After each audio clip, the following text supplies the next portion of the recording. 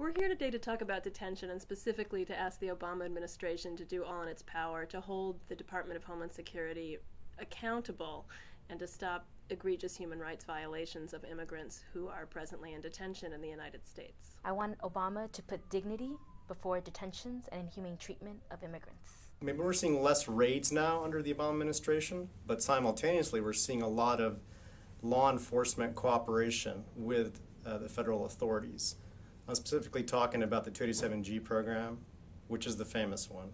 Unfortunately, there are other programs less well known, like the criminal alien program and secure communities, which tend to land more people in detention and eventually they wind up in deportation proceedings. Yo por lo personal estuve casi 2 años en el centro de detención en San Pedro y es uno de los centros de detención que estaba fallando mucho.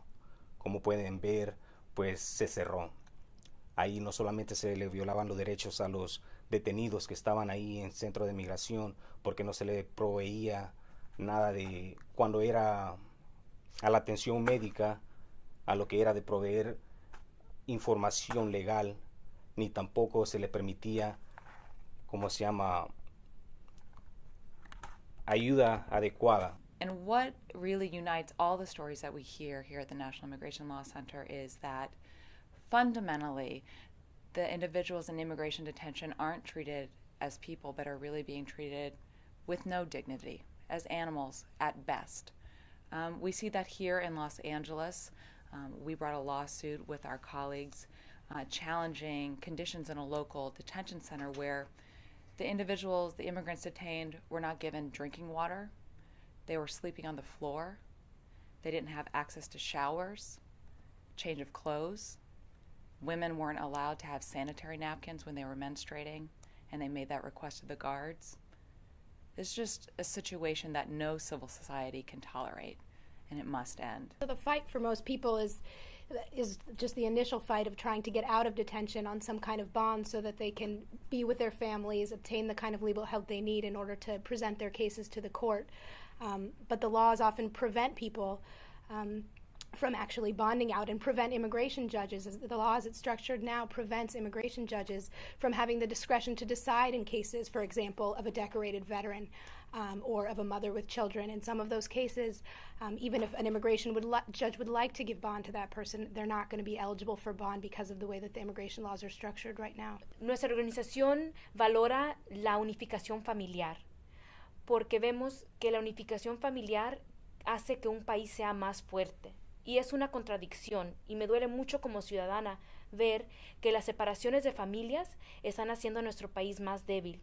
Yo pensé que ese país fue fundado por los valores familiares, por la justicia, por la democracia. Al contrario, lo que estoy viendo son las separaciones de familias, la destrucción de las comunidades saludables, una falta de democracia y una falta de justicia. Entonces yo pido que el sueño americano se haga una realidad para mí como ciudadana y para los inmigrantes que vienen a este país para ayudar al país por completo. It's not in anyone's interest to spend millions of dollars of taxpayers' money on detaining people who are members of our community, who are not at risk of failing to appear at their court proceedings. They're law-abiding members of the society. The detention centers for immigrants are not crowded with violent felons. They're crowded with mothers and fathers, with hardworking people, many of whom will have the right to remain resident, to keep their residency in the United States if only they can access the legal system. And most of our cases we win. What we mean by that is ultimately a judge determines that our clients shouldn't be detained and they should be here with some sort of legal immigration status moving towards United States citizenship. Se le está llamando la atención a la administración del presidente Obama de que por favor tome más atención a los casos, a lo que va a la cosa de migración, porque se entiende de que no solamente está pasando por muchos duros tiempos de la economía y de la guerra, pero también se necesita un apoyo a lo que va a los derechos humanos de toda la gente que está detenida en los centros de detenciones de migración. We demand that the Obama administration stops rolling out these programs, especially secure communities, which is their new darling, at such a high pace when it does not achieve its own stated goals of nabbing dangerous criminals. In fact, what it does is it ensnares individuals who are not criminals and tears families apart by deporting fathers and mothers.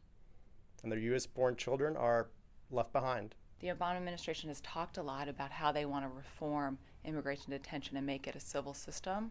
There's nothing civil about the system. The only thing the administration needs to do is to go ahead and put their own standards into binding regulation. They can do that with, a few strokes of their pen, and we call upon them to do that.